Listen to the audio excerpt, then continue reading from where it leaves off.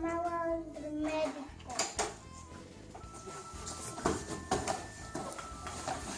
Dos días.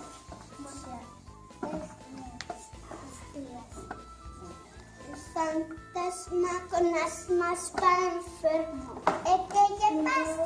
Que tiene tos. Que tiene tos. ¿Qué pasa? ¿Qué pasa? Que tiene tos. Vamos a ir a visitarla.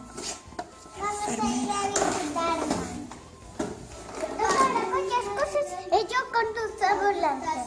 Ni no, ni no, ni no, ni no, ni no, ni no. A ver, sí. ¿Qué te pasa? Estoy amarillo. Y me da los oídos, mamá.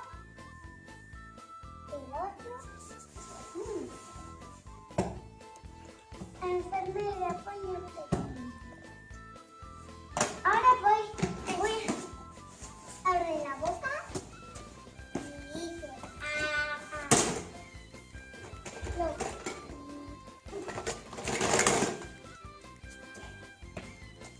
Bien. Ahora respira.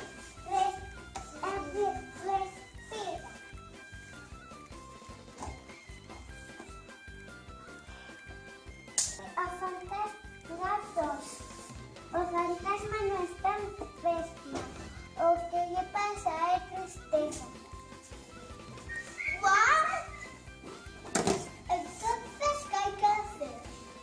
Tienes que ir a Castelo de la playa que quiera madre a mermelada. Vamos al Castelo de la playa. Pum, pum, pum, pum.